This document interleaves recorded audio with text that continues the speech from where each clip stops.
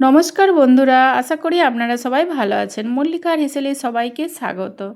আজকে বানাবো আমি মালাই চিংড়ি পটলের রেসিপি। নিয়ে নিয়েছি চিংড়ি মাছটা ধুয়ে নিয়েছি বেছে। এখানে নিয়ে নিয়েছি 3টে পেঁয়াজ। পেঁয়াজটা গ্রেট করে নিতে হবে।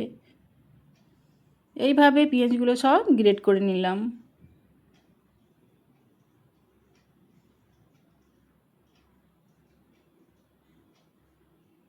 এবারে নিয়ে নিয়েছি পটলটা এইভাবে ছোল ছাড়িয়ে কেটে নিতে হবে। এবারে এখানে নিয়ে নিয়েছি চিংড়ি মাছটাই লবণ মাখিয়ে নিলাম।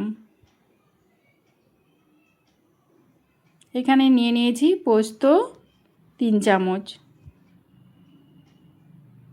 দিয়ে দিলাম 12টা কাজু, দিয়ে দিলাম 6টা কাঁচা লঙ্কা। এবারে পটলটা লবণ মাখিয়ে নিলাম।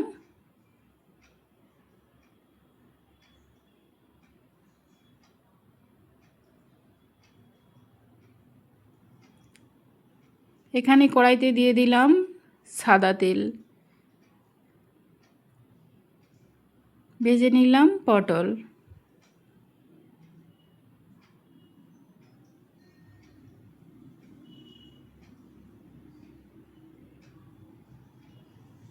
পটলটা এইভাবে হালকা লাল লাল হয়ে গেলে নামিয়ে নিতে হবে। এবারে নিয়ে নিয়েছি একটি মিক্সিং জার, তাতে দিয়ে দিলাম 2 চামচ টক দই, 2 চামচ গুঁড়ো দুধ, দিয়ে দিলাম দুধের সর 1 চামচ আর জাল করা দুধ।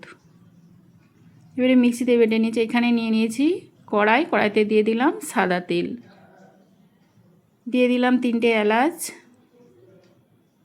দিয়ে দিলাম একটা তেজপাতা। এবারে এইভাবে একটু নেড়ে চেড়ে গ্রেট করা পেঁয়াজটা দিয়ে দিলাম।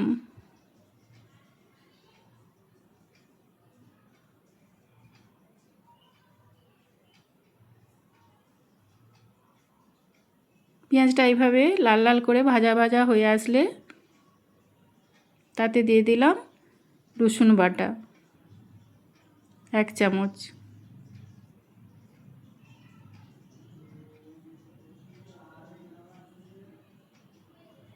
দিয়ে দিলাম এইখানে পোস্ত কাজু কাঁচা লঙ্কা বাটাটা, দিয়ে ভালো করে কষিয়ে নিতে হবে। এইভাবে কষানো হয়ে গেলে তাতে দিয়ে দিলাম লবণ, স্বাদ মতো লবণ,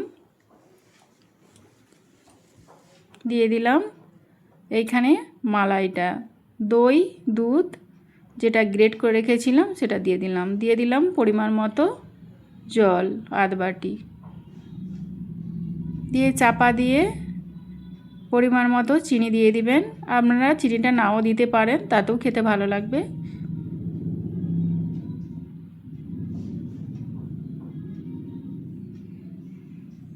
এবারে ভেজে রাখা চিংড়ি মাছ আর ভেজে রাখা পটলটা দিয়ে দিলাম।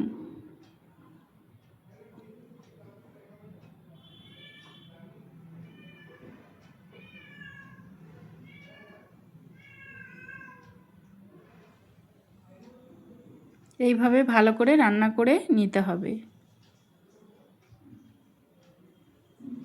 চাপা দিয়ে কিছুক্ষণ রান্না করে নেওয়ার পর তেলটা যখন ছেড়ে আসবে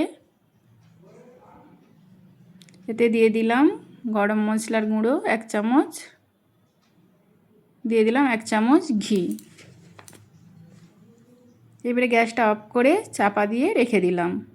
আশা করি আপনাদের এই রেসিপিটি ভালো লেগেছে। ভালো লেগে থাকলে একটি like, comment, share and subscribe করে দেবেন আর পাশে থাকা বেল আইকনটি ক্লিক করে দেবেন, তাহলে নিত্য নতুন রান্নার ভিডিওগুলি আপনাদের কাছে পৌঁছে যাবে।